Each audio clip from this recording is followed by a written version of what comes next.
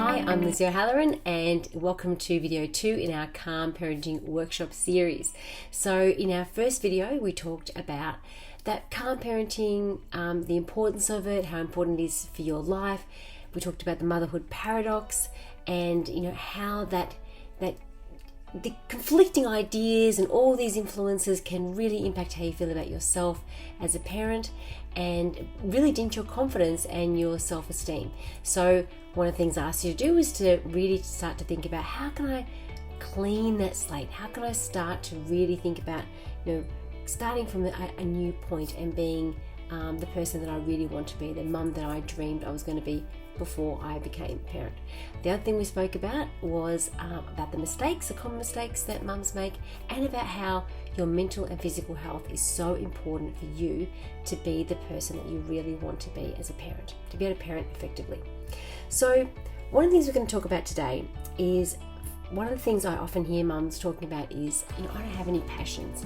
I don't have any, I don't even know what I want to do. I've lost myself in parenting. And it's really common because obviously we have to give so much of ourselves to our children that often we don't even know who we are anymore or what we want.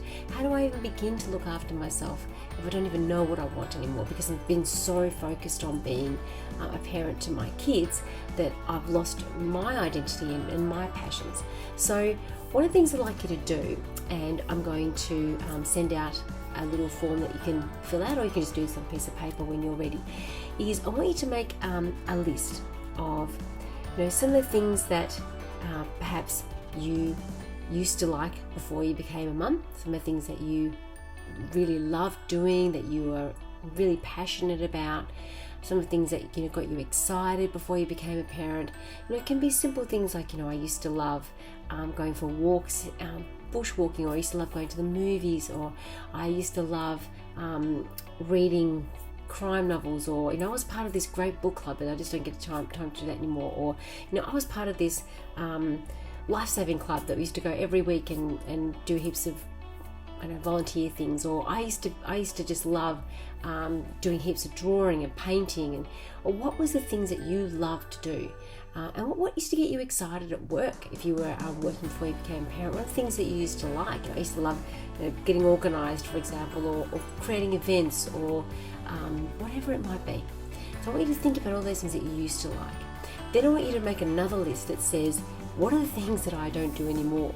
So of this list, I'll go through all of that. Am I doing any of these things anymore? And if I'm not, wow, can you see, you already start to notice how much have I given up of myself and things that I enjoy. Because when I became a parent, I had to put 100% focus on my child, and then I forgot to restart all these passions again. So that's what I want you to do first, is what did I like before? What have I forgotten and lost? And then over here in the next column, I want you to say, what are some of the things that I could restart again? And do I have time to start these things? And if I don't, how could I make time? So it's really about that. It's thinking, what was I even into before? Because I can't even remember myself. And then what am I doing? What was I doing before? What did I forget? And then thinking about, okay, well, am I doing any of these things right now? Have I got any of these things on my list anymore? And then what could I do? What could I do that maybe I could put back into my life that I really do enjoy? And look, some of them might not be able to, they might not be realistic, but they might be able to be done later, maybe when your kids are at school, if you've got young children. Or maybe you used to like something, but there's a different way of doing it to still bring some of that passion into your life that you enjoy. It can be as simple as, before I had kids, I used to really just dress up really nicely every day. And I used to spend time doing my makeup. And now that I've got kids, I don't do that anymore at all. I just chuck on my clothes quickly and walk out the door. And I don't feel good about myself anymore. I feel like I feel lazy. I'm not presenting the best of myself. I don't feel sexy anymore to my partner because I've let myself go. But what did I used to do before? And it's not about weight. It's not about any of those things. It's about how I feel about myself. How did I feel about myself before? And then what am I doing now? And what could I maybe do? What could I introduce into my life? And then I want you to make a commitment over the next week to say, I'm going to pick one of these things on this list and I want to start doing it. So let's just say it's makeup. Well, how do I even have time to do makeup? Well, you know what? Often what happens is that when we decide to do something, when we make a decision that this is so important for us and we are confident that we can do it, that is when motivation increases. So all the research in motivational interviewing shows, as long as our importance and our confidence is high, we will find a way to make sure that we do the thing that we want to do. So let's just say it's makeup. I mean, I'm talking about a very trivial little thing, but for some people this is really important. I know for myself this is really important. If I do my makeup in the day, as you can see, I don't wear a heap of makeup, but if I just put my basics on every day, I feel good about myself. I walk out the door and I feel good, and it's not for anybody else. It's not to impress anybody else. It's not to make myself look a certain age. It's none of that stuff. It's that I feel that makes me more energetic. I feel brighter. I feel like I'm presenting my best self. It's just a personal thing for me. So I know personally that when I first had my kids, I wasn't doing that, and I know I wasn't doing that. So I had to make a decision. Hang on, this is really important to me. It's a silly thing, but it is important to me. So I made a decision, and I would make sure when the kids were little, I would have that extra 10 minutes where they would sit in the bathroom with me if they needed my attention. I was like, this is what I'm going to do. And now we're in that routine where it happens every day, that if I say to the girls, I'm just putting my makeup on, they know, oh yeah, Mum's just doing that. I can't disturb her for the next 10 minutes. She's got to do it. So it becomes a habit then in your home that people get used to it, because right now all that's happened is everyone in the home has got used to the habit of you doing the things that you've been doing up to this point. So we've got to make a different habit to say, hey, my health and well-being are just as important as yours, and I'm going to start slowly making these little changes so that I can start looking after my health. If it's physical activity that I want to increase back into my life, how do I do that? How can I do that if I've got a small child, for example? What are the options that I've got available to me? Well, I could go for a walk with my child when my child's sleeping, or if I'm being really strict and my child is asleep in a cot, then I'll wait till my child wakes up and then we'll go for a lovely walk down the beach or the park or whatever we do, but we'll do it together, because I can't, for example, take time away at the moment for my child because, for whatever reason, let's just say. So whatever it is, there's always going to be a way that you can adapt some part of your life to be able to make space for you. And that's super, super important. And that'll just help you to start to understand, where the gaps are and where you can start to introduce things back into your life. And that's really important. And we go into a lot of depth about health and well-being and how you can improve that in your life in the Calm Parenting program that I'll talk to you about at the end. But in this series, I want you to start thinking about what are things that I can put into place, what are things that are important to me, how can I actually do these, and how can I make a commitment in the next week to actually put one of these things in place. It's really important. The other thing that I want you to think about when we talk about mental health is it's critical for you to find a way to recharge. Recharging is vital for everybody, but in particular, us mums really need it because we don't get a break.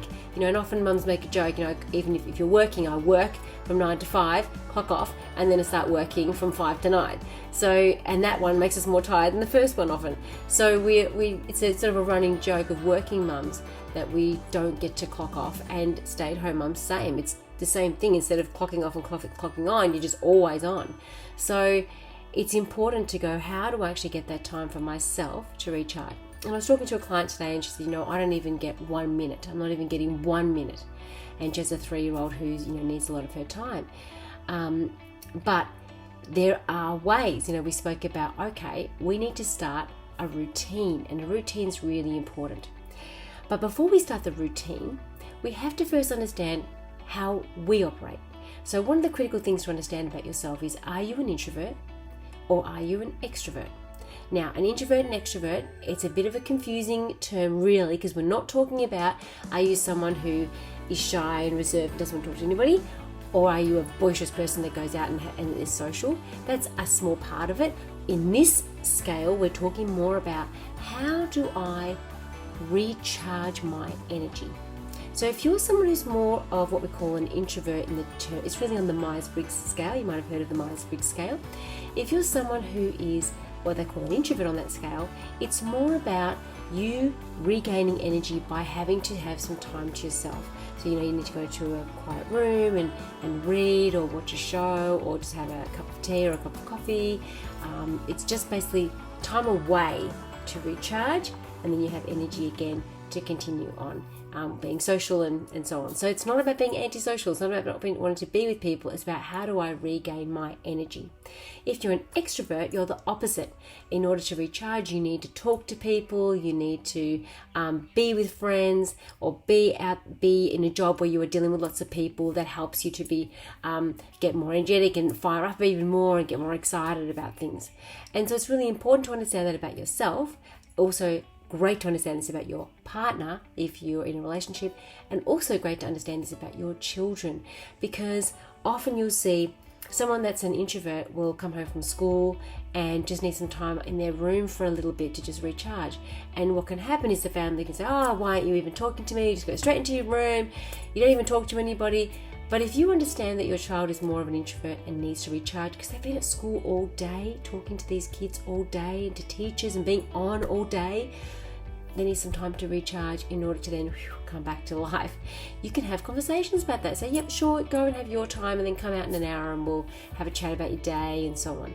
If it's a kid who's an extroverted energy-wise, the child would be more excited about, let's go out and do something, let's meet some more friends after school, or let's talk to your mum in the kitchen for hours while we're doing stuff. And so that's the type of kid that is happy to always be social, and it can be actually more exhausting sometimes because they don't stop, and you can get agitated because this kid won't stop.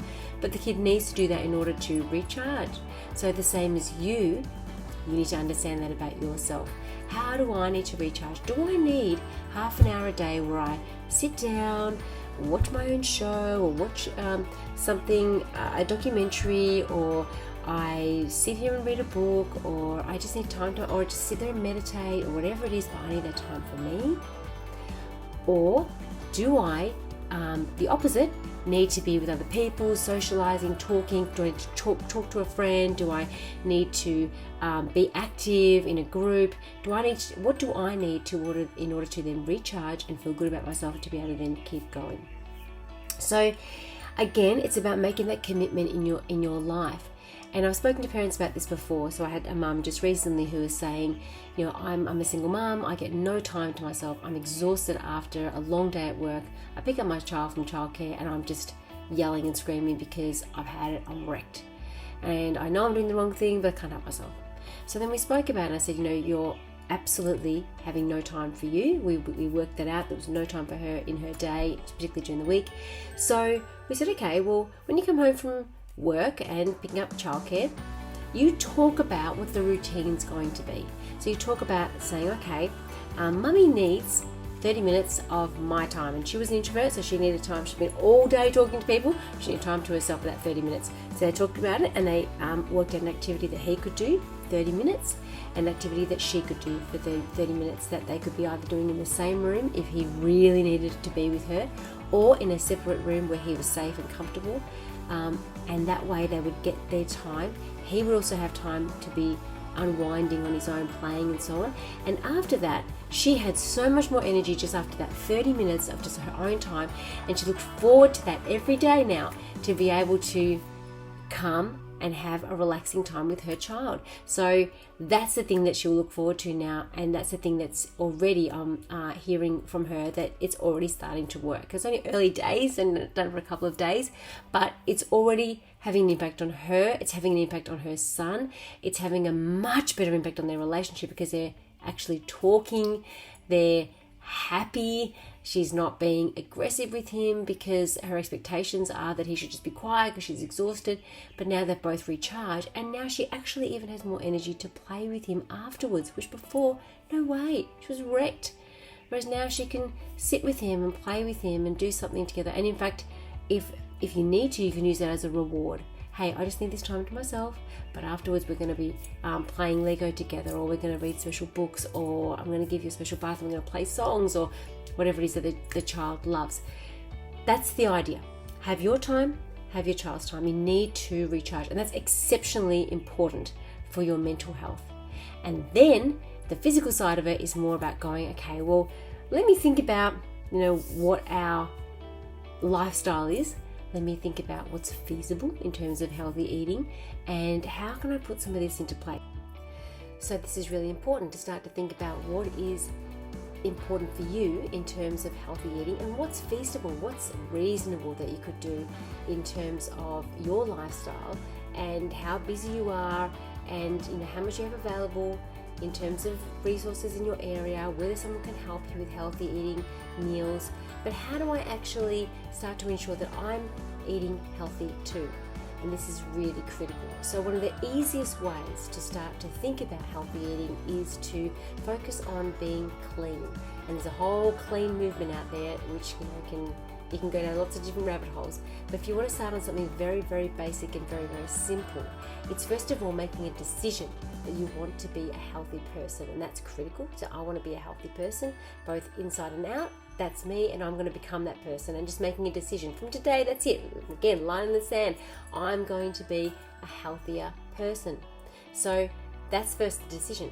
And then we've got to think about, well, there's 1,000 different things we can go down, 1,000 different ways of eating healthy food. Again, everyone's an expert on how we should be eating. But in all the research that I've done over the years, I think the simplest is always the easiest, and it's the easiest to remember and to put into place. So if you just go by a simple philosophy of saying, generally speaking, I'm going to try to eat less processed foods and eat a more cleaner diet, you will always feel your best mentally, physically, and have more energy. So it's that simple. But of course, yes, we have 1,000 things at our disposal all the time. We're often rushing. It's hard to eat healthy all the time. But if you're conscious of that and you make a decision that that's the person that you want to be, you will at least think before you put something into your mouth. And you will also think before you put something into your kids' mouths, because you'll have that mentality of going, oh, hang on, I want to make sure this is as clean as possible. Sometimes you're not going to eat a clean diet, and that's okay. Sometimes they're not going to eat a clean diet, and that's okay. But if 80% of the time we are trying to eat clean foods, we will only feel better as a result. So there's a couple of things for you to think about today to start to put into practice. What could you actually do to actually start to be that healthier, happier person that you want to be for yourself and for your children? It's really important. So the healthier and happier that you feel, the better parent you will be to your children. And that is the missing ingredient. The moment you start to feel healthier, happier, fitter, more vibrant, energetic, you're doing things that you love for yourself, so it's good for your self-esteem. The moment you start to feel like that, you become a calmer parent, and it is much easier to put calm parenting tools into practice.